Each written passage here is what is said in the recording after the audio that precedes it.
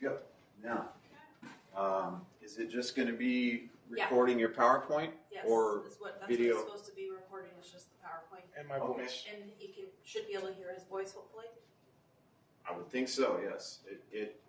Yes, it'll record right now, and we can edit that out. But it'll be recording your voice and then whatever's on the computer. Okay. Looks like we're ready to go now. So we should be ready to go, and I don't know why. I think that's normal. Mike's actually coming over too, just to make sure that it's looking, because he's the one that's actually done it before. But it should be recording that, as far as I know. Should I start? Yep. Okay.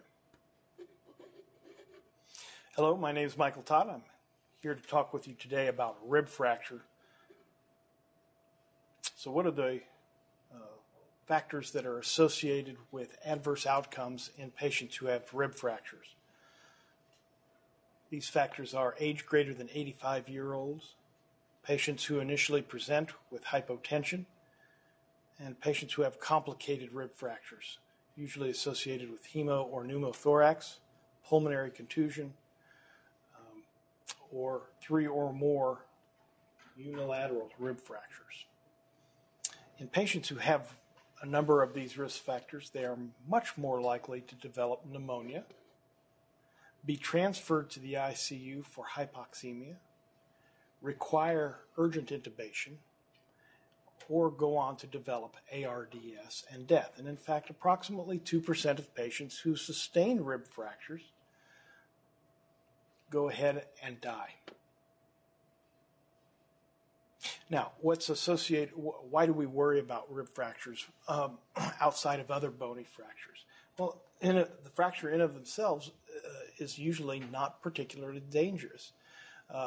However, these fractures tend to be more painful because of the intermittent episodes of respiration that necessarily occur in the underlying thoracic cage.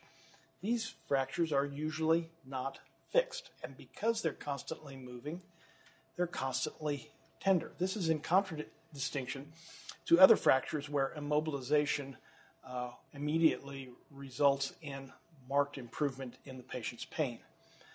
This pain is important because the development of pain with each breath makes patients splint and puts them at risk for atelectasis and subsequent pneumonia. As you might expect, the treatment is therefore centered on the patient's pain to help allow adequate alveolar ventilation and minimize the risk of pneumonia. So we worry about rib fractures because it inhibits patients' breathing, and we also worry about rib fractures because of their association with underlying injuries. In the chest, this includes contusion of the lung, and in the upper abdomen, this includes the liver with right-sided impacts, and on the left, injuries to the spleen. Here's a diagram showing the skeletal thorax, and you can see the ribs numbered there. You can also see that posteriorly all the ribs are attached to their corresponding vertebral bodies, and anteriorly most are connected only indirectly with the sternum. It is this level of flexibility that results in the possibility for ribs to actually crack instead of automatically being displaced like most other fractures. Additionally, it should be noted that on the undersurface of each rib, a neurovascular supply goes to innervate and to provide circulation to the intercostal musculature between each rib. It is through this neurovascular bundle where impulses of pain are refracted first to the spinal cord and then reflected back to the brain for central nervous perception. As you might expect, strategies to block this pain are what we tend to use to enhance ventilation in these injured patients. Now, fractures of the ribs can occur at any place, but as the diagram suggests, most of the fractures occur near the origin of the bone, close to its articulation with the spinal column.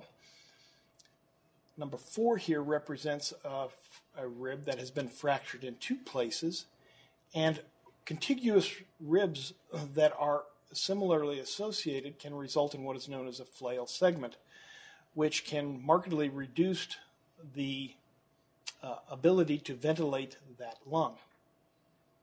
Many times these patients need to be intubated, and sometimes they require operative fixation of the flail segment.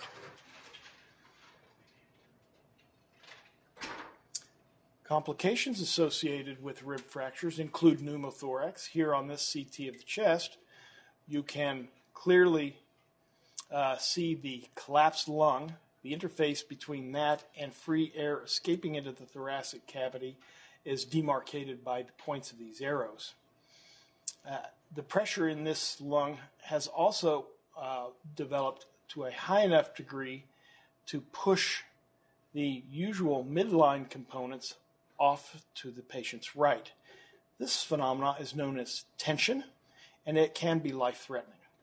You can also note the substantial rib fractures in the left thoracic wall, which has caused this condition. Also associated with rib fractures is the development of a hemothorax. This area of gray coloring demarcates and demonstrates the placement of blood in this area. This patient is already splinting, as you can see, by collapse of lung tissue on the non-injured lung. Again, this patient also looks like they are demonstrating a small amount of tension, as the heart, which is usually just to the left of the patient's center midline, has been pushed over to the right. This patient needs decompression to resume normal intrathoracic pressures and to re-expand this collapsed lung and to evacuate this fluid collection. Notice here the rib fracture. Now, underlying injuries can also occur in patients who sustain rib fractures. Here you can notice a defect within the splenic tissue that is associated with a small splenic laceration and what looks to be a small collection of blood associated with that injury. Also, patients can develop lacerations of the liver. You can see that here clearly identified, and it has resulted in blood accumulating on the other side of the abdomen. Patients can also develop pneumothorax, as we have seen in previous x-rays and is demonstrated here again. And sometimes that air can escape through the thoracic wall entirely, developing in pneumatosis of the skin. And this is manifested on physical exam by palpable crepitance. So what do we do to treat patients who have sustained uncomplicated or complicated rib fractures? Well, in patients who have uncomplicated rib fractures, we encourage them to breathe deeply through the discomfort they have. A young, particularly healthy patient may need no other treatment than incentive spirometry and encouragement to deep breathe associated with nonsteroidal anti-inflammatory medications to control pain. Patients who have underlying COPD often require bronchodilators to improve their ability to ventilate under these circumstances. These patients are already at a compromised level with regard to excretion of developed carbon dioxide gas, and their injuries often result in a non-compensatable respiratory acidosis, sometimes requiring intubation. This image demonstrates a classic inpatient incentive spirometer in which inspiration through this mouthpiece results in elevation of this piston within this silo. And we can often demonstrate improvement in the patient's ability to inspire after treatment has begun. Some patients need, or many patients need pain medications, especially if they have more than 1 or 2 ribs fractured. And we usually try to start with the anti-inflammatories first. This includes our old acetaminophen, and we often concomitantly give intravenous or oral ketorolac to help the inflammatory process at the site of the rib fracture. Similarly, ibuprofen can be given and often is given on an outpatient basis.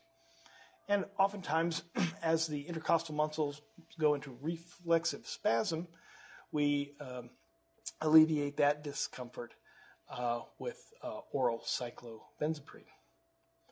The difficulties with acetaminophen is that it's oftentimes at higher doses associated with hepatic toxicity, and thus we oftentimes cannot achieve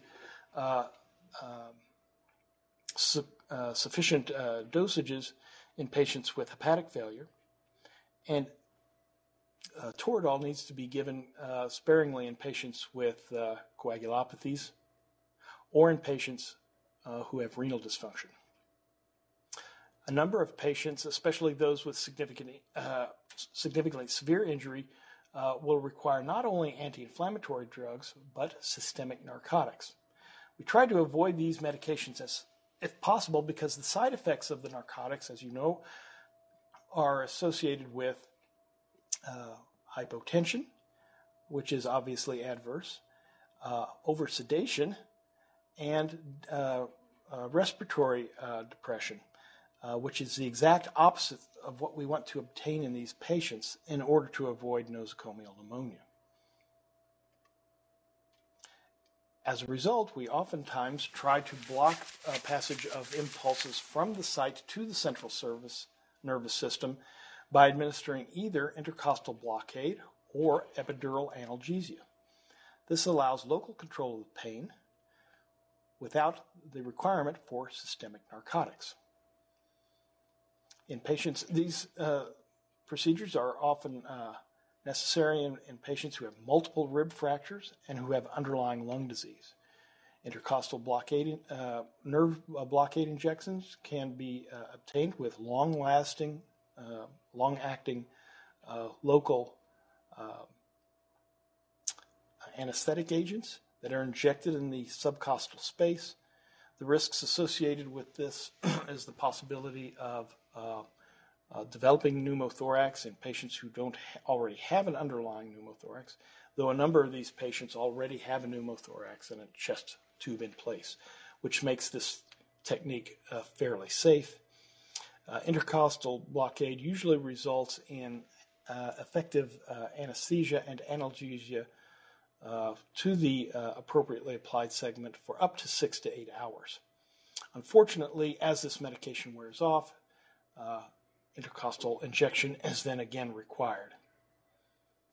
As an alternative, in patients who don't have spinal injury or who are not at risk to bleed, who have a number of ipsilateral rib fractures, these patients can be treated with epidural analgesia.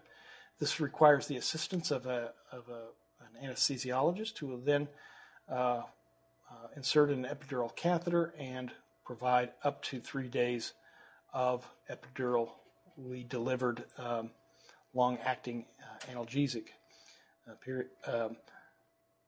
During these periods, the patients can breathe freely and require minimal, if any, analgesic medications and markedly improve their ability to ventilate.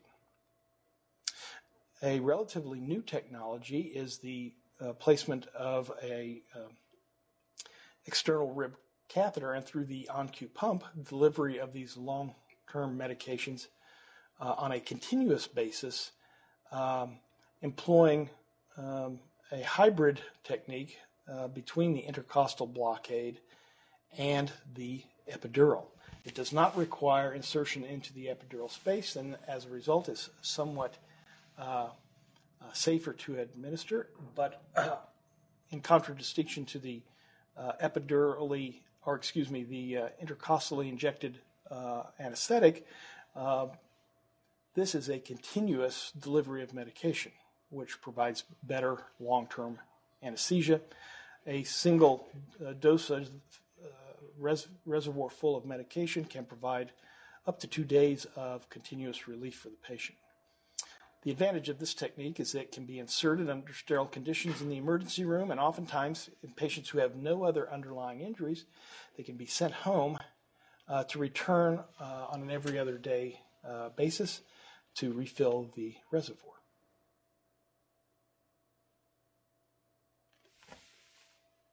Thank you very much.